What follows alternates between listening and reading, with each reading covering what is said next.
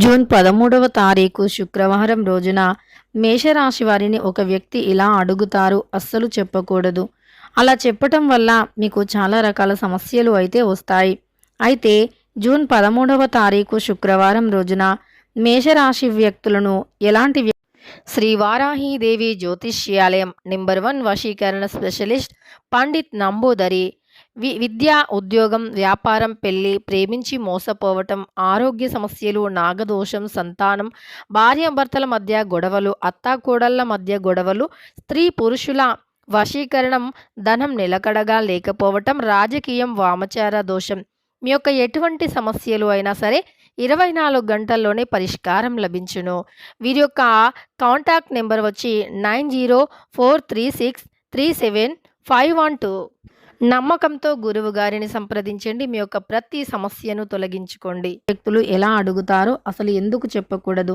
ఈ రాశి వారికి ప్రస్తుత గోచారం ఎలా ఉంది? అనుకూలంగా ఉందా, ప్రతికూలంగా ఉందా అనేటటువంటి అంశాలను ఇప్పుడు ఈ వీడియోలో మనం చాలా స్పష్టంగా తెలుసుకుందాం.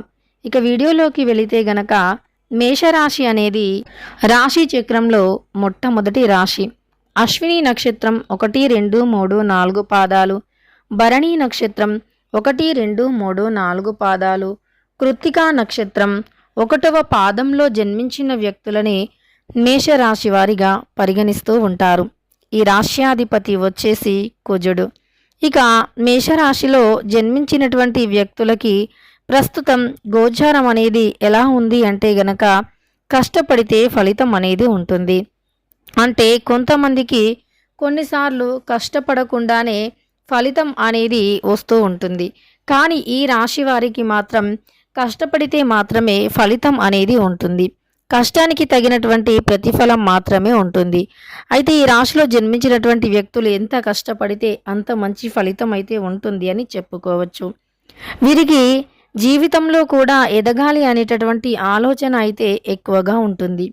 ఈ యొక్క ఆలోచన విధానం అనేది వీరిని ఒక స్థాయిలో నిలబెడుతుంది అని కూడా చెప్పుకోవచ్చు. వీరి యొక్క జీవితంలో ఉన్నటువంటి చిన్న చిన్న సమస్యలు కావచ్చు, ఇంకా ఎలాంటి సమస్యలు అయినా సరే తొలగిపోయే అవకాశం అయితే ఉంటుంది. వీరికి జీవితంలో ఉన్నటువంటి అనేక రకాల సమస్యలు కావచ్చు, ఆర్థిక పరంగా ఉన్నటువంటి చిన్న చిన్న సమస్యలు కావచ్చు, తొలగిపోయే అవకాశం అయితే ఉంటుంది. అయితే ఈ రాశిలో జన్మించిన వ్యక్తులకి ఈ సమయంలో అనుకూలమైనటువంటి పరిస్థితులు ఉన్నాయి.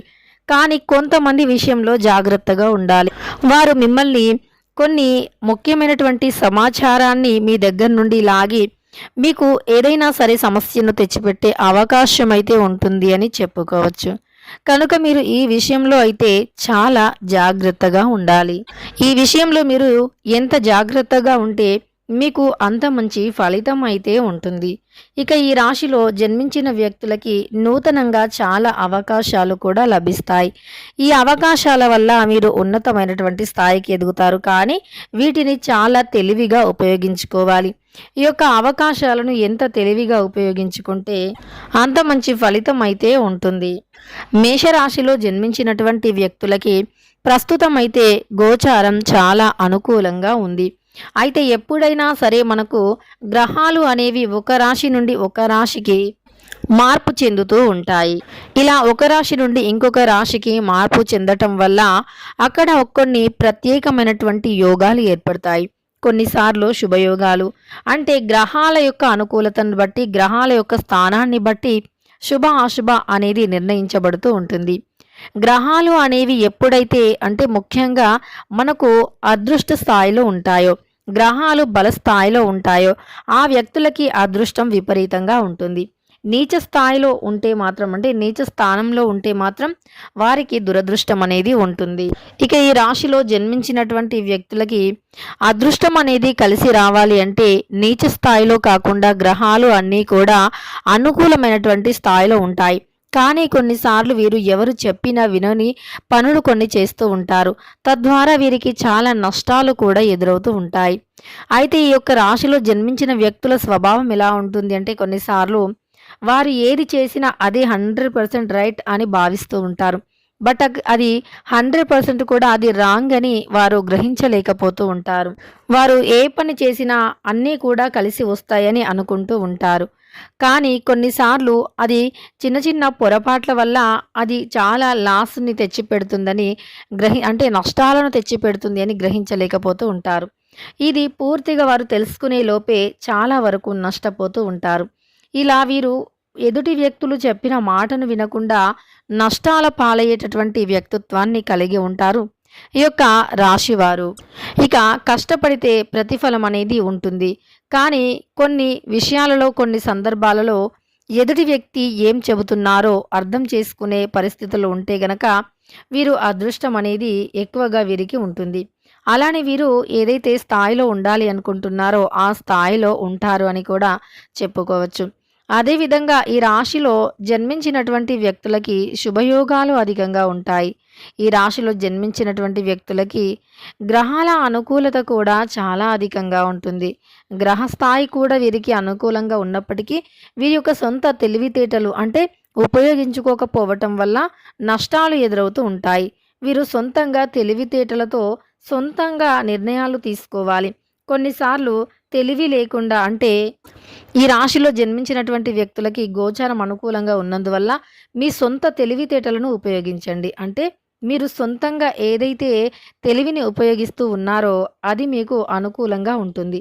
సాహసోపేతమైనటువంటి నిర్ణయాలు కూడా మీకు బాగా కలిసి వస్తాయి. కనుక ఈ యొక్క రాశిలో అంటే మేషరాశిలో జన్మించినటువంటి వ్యక్తులకి సాహసోపేతమైనటువంటి నిర్ణయాలు కలిసి వస్తాయి. అవకాశాలు మీ ముందు ఎన్నో ఉన్న వాటిని యూజ్ చేసుకోలేకపోవటం వల్ల సమస్యలు ఎదురవుతాయి. కనుక మీ ముందు ఉన్నటువంటి అవకాశాలను తప్పకుండా ఉపయోగించుకోవాలి. అప్పుడు మీకు సమస్యలు అనేవి లేకుండా ఉంటాయి. అలానే మీ యొక్క జీవితంలో ఇక మేషరాశిలో జన్మించినటువంటి వ్యక్తులకి అంటే నూతన వ్యక్తుల పరిచయం కాస్త ముప్పుని తెచ్చిపెడుతుంది. జాగ్రత్త. కొత్తగా ఎవరైనా వ్యక్తులు పరిచయం అవుతున్నారు అంటే మీరు చాలా జాగ్రత్తగా ఉండాలి.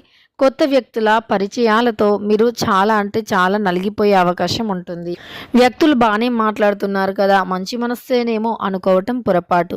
మీ యొక్క రహస్యాలను పూర్తిగా వారితో చెప్పుకోవటం ఇంకా పెద్ద పొరపాటు అని చెప్పుకోవచ్చు. కనుక ఇలాంటి విషయాలలో మాత్రం మీరు చాలా అంటే చాలా జాగ్రత్తగా ఉండాలి. మీరు ఇలాంటి విషయాలలో ఎంత జాగ్రత్తగా ఉంటే అంత అనుకూలమైనటువంటి పరిస్థితులు అనేవి ఏర్పడతాయి. అంత మంచి ఫలితాలు కూడా వస్తాయని చెప్పుకోవచ్చు. ఇక ఈ రాశిలో జన్మించినటువంటి వ్యక్తులకి ఎవరు ఏమి అడుగుతారో మనం ఇప్పుడు తెలుసుకుందాం. ఎవరైనా కొత్త వ్యక్తులు మీకు ఫోన్ చేసి ఏదైనా ఓటీపీలు వంటివి అడగటం వల్ల మీకు నష్టం జరిగే అవకాశం ఉంటుంది.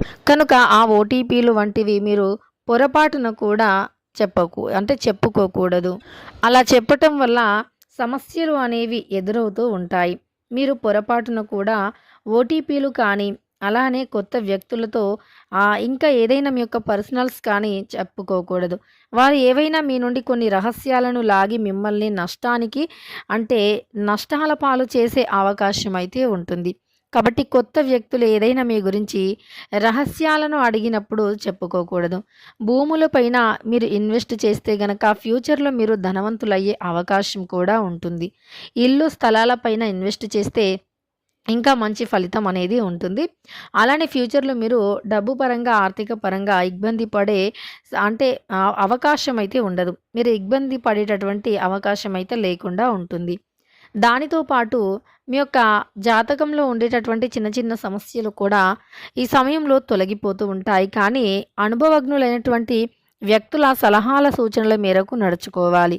అనుభవం లేనటువంటి పనులను చేయటం వల్ల చాలా నష్టపోతారు. ఇక ఈ యొక్క మేషరాశిలో జన్మించినటువంటి వ్యక్తులు నూతన వ్యక్తుల స్నేహం వల్ల పొరపాటున కూడా మోసపోకూడదు. తెలుసుకున్నారు కదా మేషరాశి వ్యక్తులకి ఏం జరుగుతుంది ఏంటి అనేటటువంటి అంశాలను. వీడియో నచ్చితే లైక్ చేయడం మర్చిపోకండి. ఇలాంటి ఎన్నో వీడియోస్ కోసం ఛానల్ని తప్పకుండా సబ్స్క్రైబ్ చేసుకోండి.